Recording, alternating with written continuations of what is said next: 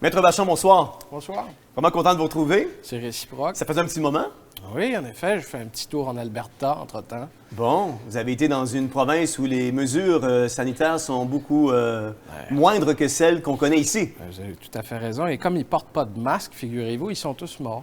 Peut-être que les nouvelles ne sont pas encore rendues. Oui. Écoutez, il y a deux projets de loi qui nous interpellent. On en a parlé un petit peu la semaine dernière avec Héloïse Landry lors d'une entrevue qu'on a faite ensemble.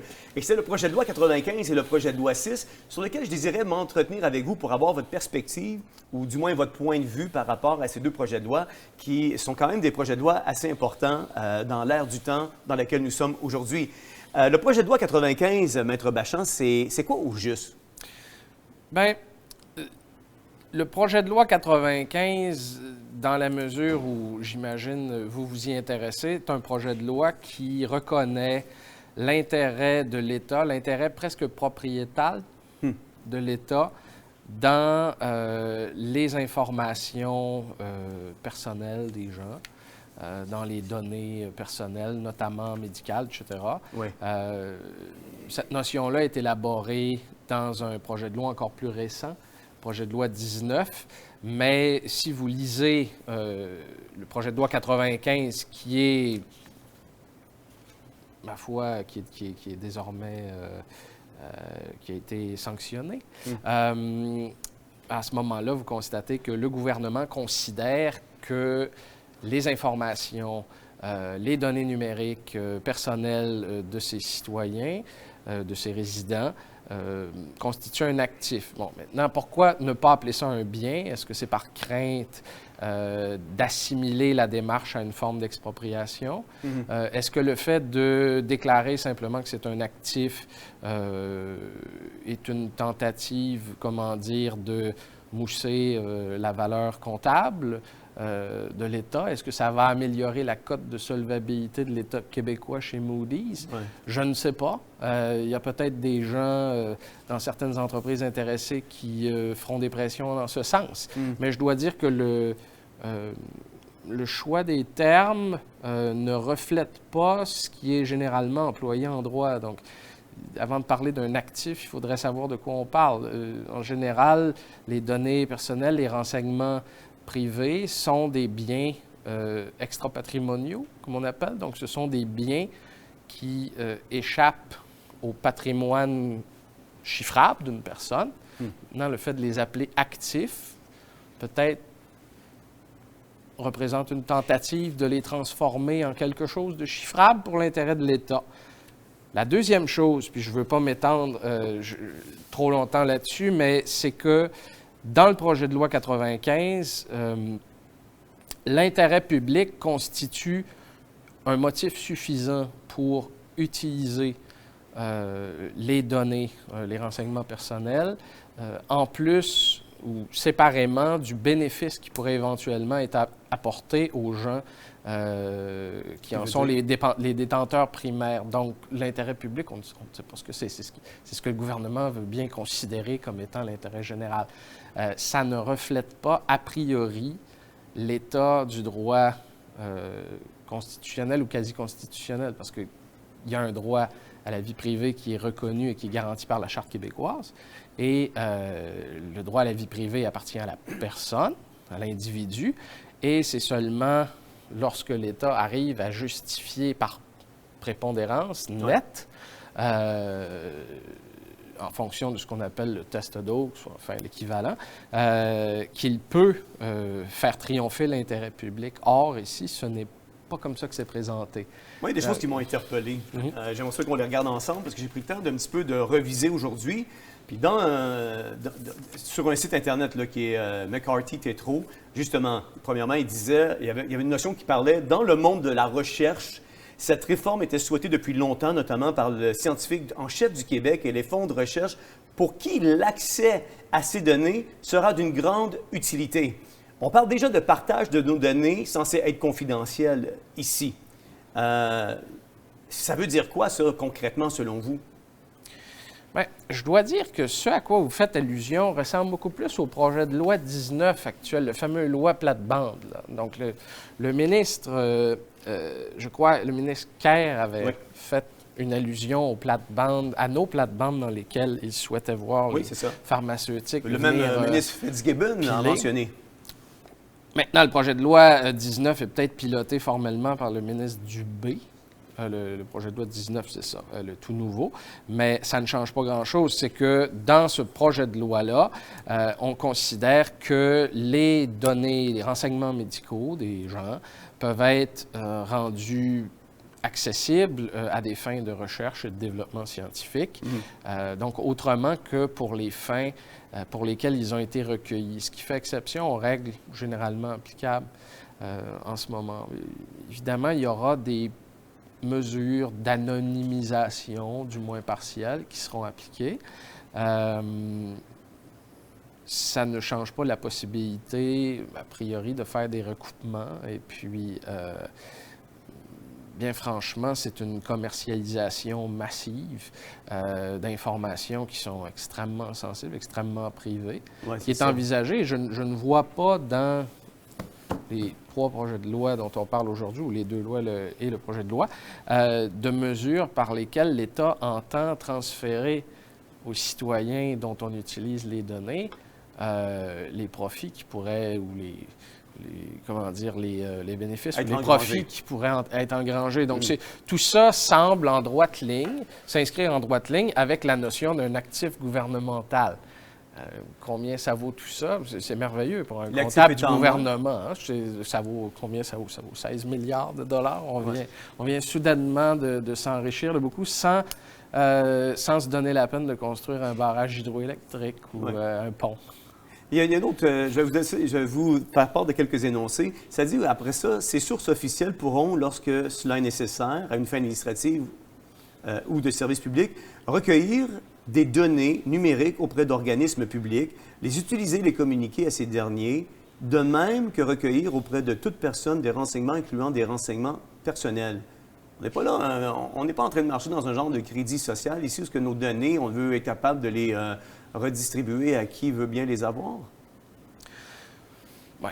Écoutez, si on veut lire le texte de la manière la plus pessimiste imaginable, il y a un côté orwellien à ce qui est envisagé.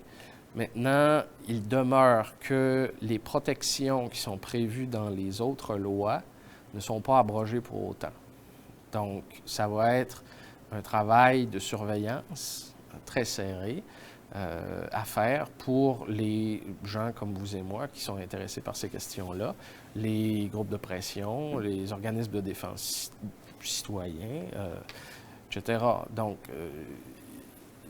si on ne prend que le texte distinctement de tout le reste, le texte du projet de loi ou de la loi, effectivement, il semble y avoir une très, très vaste discrétion d'accorder, mais il ne faut jamais oublier, puis je sais que c'est un leitmotiv, à chaque fois que je reviens, je dis toujours, il y a la charte, il y a la charte, il y a la charte.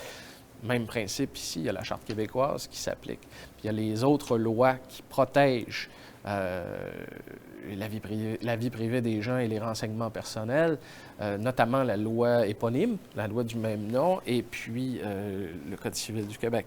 Donc, il ne faut pas oublier l'incidence de ces lois-là. Maintenant, il faut surveiller l'application de ces nouvelles lois assez innovatrices au jour le jour. Mais pour s'assurer que... Je veux juste vous dire, vous ne serez pas sans savoir que dans les derniers 2 ans, les Québécois ont été échaudés par une loi qui a fait abstraction de toutes les lois qui pouvaient les protéger. Et j'ai nommé la loi sur les mesures d'urgence. Donc, vous comprendrez que je suis un peu pessimiste ou méfiant lorsque je vois que mes données peuvent être partagées. Puis même plus loin, ça stipule que ça peut être partagé sans le consentement des gens. Là. Ça va loin, là, oui, tout ce à projet fait. de loi-là. Là. Fait que ça veut dire qu'avant... Mais la question, c'est sans le consentement des gens, sous quelle forme et de quelle manière? C'est simplement là que je dis on n'est pas complètement privé de certaines protections. Mais effectivement, le contrôle ultime et puis, comment dire, l'intérêt propriétal, si on veut, l'intérêt qu'on a dans un bien, là, à défaut d'un terme plus simple, je dirais intérêt propriétal, oui, il semble être, comment dire, consolidé du côté gouvernemental. encore une fois, il faut surveiller la façon dont c'est appliqué. Je ne sais pas si vous faisiez référence tout à l'heure à la loi sur les mesures d'urgence ou à la loi sur la santé publique. La loi sur la santé publique. Le problème, si vous permettez quelques instants, ce qui est arrivé, c'est pas que la loi sur la santé publique a suspendu ou abrogé la Constitution ou la Charte canadienne, ces choses-là. Ce qui est arrivé, c'est que les juges ont dit, je comprends que le résultat est le même pour l'instant, là, mais ce que les juges ont dit, c'est nous n'allons pas suspendre l'effet des décrets et des ordonnances sanitaires qui découlaient de la loi sur la santé publique temporairement parce que nous présumons que les décrets sanitaires sont d'intérêt public en vertu de la jurisprudence. Donc, ce que les juges ont fait, à peu près partout au Canada, ce n'est pas une concertation entre eux, mais je veux dire, bon, tout le monde se lit, j'imagine, ça va de soi. Ils ont repoussé le débat, à savoir s'il y avait lieu de considérer que les décrets allaient trop loin, jusqu'au stade où il y aurait des procès avec tous les témoins, avec les experts, etc. Mais ça prend 1 an, 2 ans. Donc, c'est ça le résultat. C'est-à-dire que la magistrature canadienne a décidé de se prononcer a posteriori sur l'application des lois qui devraient normalement avoir préséance sur des normes d'ordre inférieur comme les décrets, les règlements sanitaires, etc. Donc, c'est ça le résultat. Si vous voyez aux États-Unis, les juges américains, qui ont une constitution à plusieurs égards assez semblable à la nôtre en matière de droits et de libertés individuelles, ont choisi souvent une solution différente. Je comprends, Maître Bachand, mais je ne vais pas revenir sur toute l'histoire de la COVID, là, mais la loi sur les mesures d'urgence sanitaire qui a été évoquée dans les dernières 2 années permet au gouvernement, s'il décide que la vaccination est obligatoire, d'envoyer des gens chez moi, me prendre par la main, m'emmener dans un centre de vaccination, me vacciner de force, me ramener chez nous. Permet au gouvernement de m'empêcher de voyager dans les différentes provinces canadiennes, permet au gouvernement d'instaurer un couvre-feu, permet au gouvernement de me faire vivre en confinement. On n'a pas un débat.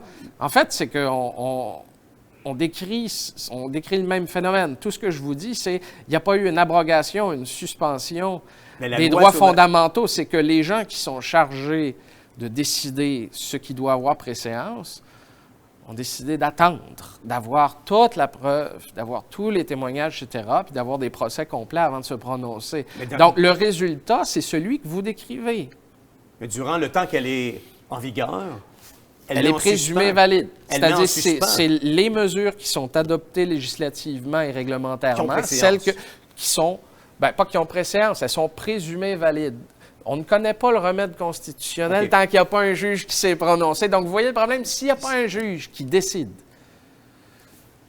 de manière urgente et préliminaire ou provisoire qu'il écarte les mesures sanitaires, le résultat est le même que celui que vous décrivez.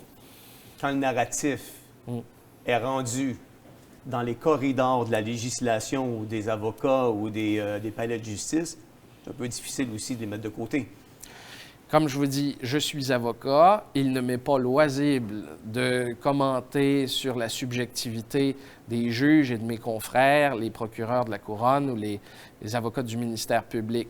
Cependant, je constate une uniformité remarquable dans la jurisprudence et au regard de ce qui s'est fait aux États-Unis, qui me semble une mesure comparative utile, un fort contraste.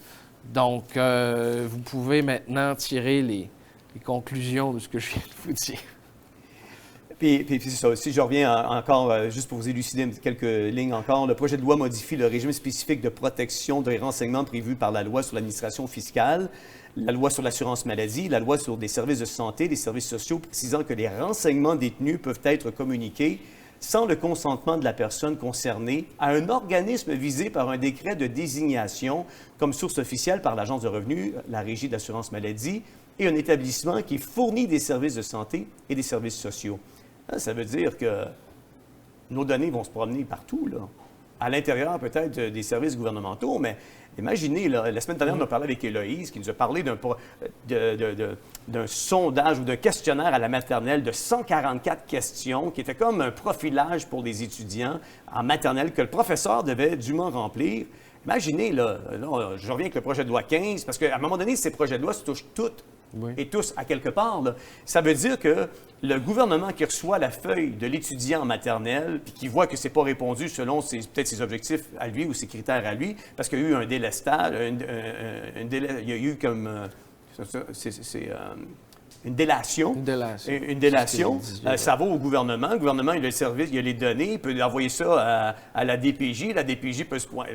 Bien, réservons notre jugement sur la manière dont ce sera utilisé en termes de rapport au tiers, mais entre les services gouvernementaux, clairement, puis ça nous amène au projet de loi 6. Oui.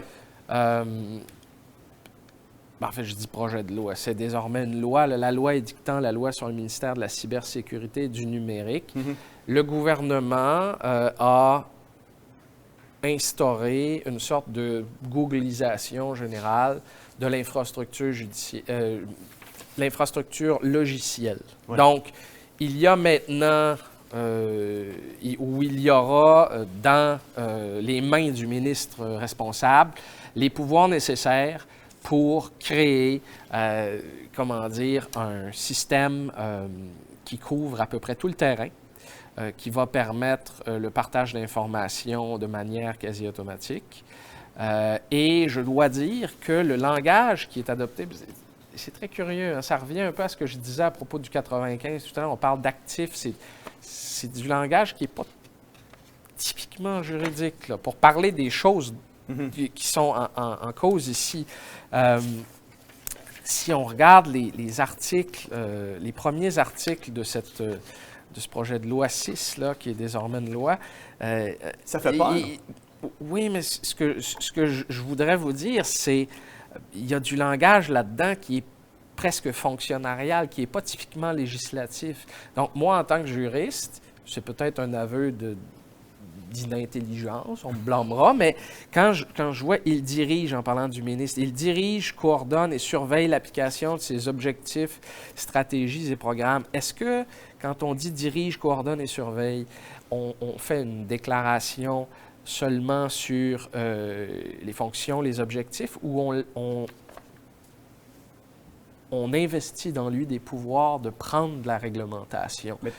Ça n'est pas si évident. Assurer la mise en œuvre d'une stratégie visant la transformation numérique de l'administration publique, ça ressemble à ce que je lis dans des directives internes des gouvernements quand on se pose la question, dans la haute fonction publique, comment on va appliquer la loi. Mais ça n'est pas le langage typique des textes de loi qui sont censés nous dire qui fait quoi, comment. Ouais. Vous avez parlé tantôt de surveillance serrée. Moi, quand j'ai lu, elle prévoit, dans la loi sur la cybersécurité, elle prévoit par ailleurs que le sous-ministre de la cybersécurité et du numérique agit à titre de dirigeant principal de l'information.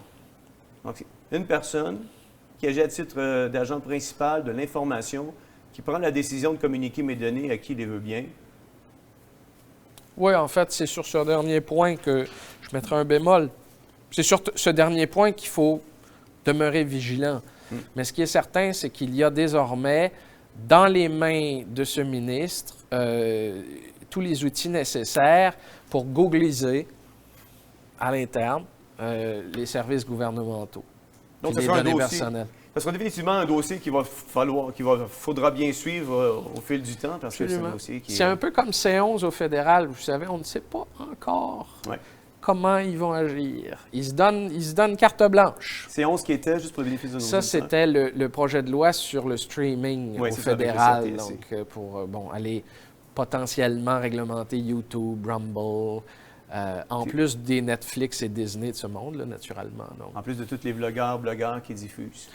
Oui, s'ils font de la vidéo ou du son, oui, ils sont exposés. De certaines manières. Donc, ce sera des dossiers qu'on suivra certainement avec vous au fil des temps. Merci. Ouais. Vous voyez, il y a des projets de loi comme ça qui attirent mon attention, qui sont extrêmement importants parce que, comme Maître Bachand disait, le verbiage ou le langage utilisé n'en est pas un juridique. laisse sous-entendre tellement de choses, tellement de choses. C'est comme si on ouvre une canne de verre, puis c'est une canne de Pandore, puis on ne sait pas à quoi s'attendre. Donc, c'est important qu'on suive ces projets de loi-là, parce que ça vous touche, ça me touche. Et puis, je ne sais pas pour vous, mais moi, mon information personnelle, je n'ai pas envie qu'elle se promène à qui voudrait bien l'acheter. J'ai envie que ça reste demeure, puis ça reste confidentiel.